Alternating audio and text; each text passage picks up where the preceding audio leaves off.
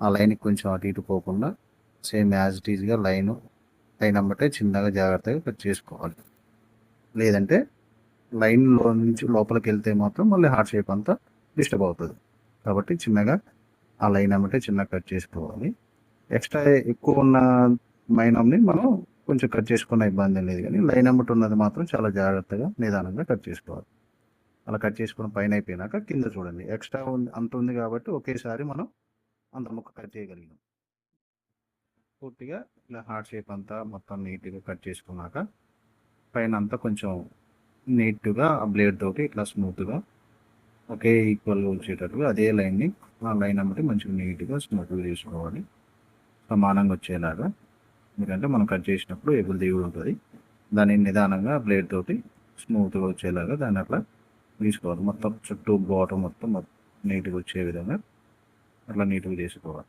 చేసుకున్నప్పుడు అది మంచిగా నీట్గా కనిపిస్తుంది, మనకి ఎగుడు దిగుడు అనేది లేకుండా క్లియర్గా ఉంటుంది. హార్ట్ షేప్ అనేది చాలా నిదానంగా చేసుకోవాలి. ఇది మంచిగా నీట్గా చేసుకొని క్లియర్గా ఉండేటట్టు చూసుకోవాలి. తర్వాత అయిపోయినాక ఇప్పుడు మనం లోపల కట్ చేసుకున్నాం. లోపల కట్ చేసేటప్పుడు చాలా జాగ్రత్తగా కట్ చేయాలి, ఎందుకంటే అది ఇరిగే ప్రమాదం ఉంటుంది. కాబట్టి చిన్న హోల్ లాగా పెట్టుకోవడం జరుగుతుంది ఫస్ట్. అలా హోల్ లాగా పెట్టుకున్నాక అదే లైన్ అమ్మటి మనం కొంచెం ఎక్స్ట్రాగా కొంచెం గ్యాప్ ఉండేలాగా అట్లా లైన్ గీసుకొని చిన్నగా హోల్ చేసుకుంటూ కట్ చేసుకోవాలి. లోపల కట్ చేసేటప్పుడు మనకు చాలా జాగ్రత్తగా కట్ చేసుకోవాలి. లోపలంతా కట్ చేసుకున్న తర్వాత హార్ట్ షేప్ అనేది ఈ విధంగా కనిపిస్తుంది. ఈ హార్ట్ షేప్ని నీట్గా కట్ చేసుకోవాలి.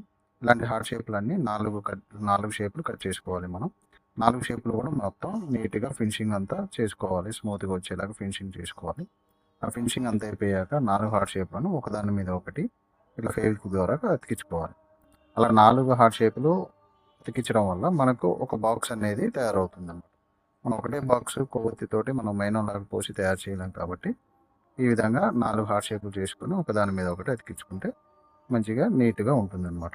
ఇలా ఫెవిక్విక్ ద్వారా అతికించిన తర్వాత మనం బుక్స్కి వాడే పిన్స్ ఉంటాయి కదా, వాటిని చక్కగా చేసుకొని ఆ పిన్స్ని మనం వీటికి పెట్టుకోవాలి. ఆ పిన్స్ పెట్టడం వల్ల ఏమవుతుందంటే ఆ హార్ట్ షేప్ అనేవి పక్కకి వెళ్ళకుండా స్ట్రైట్గా ఉంటాయి, మంచిగా స్టిఫ్గా ఉంటాయి అన్నమాట.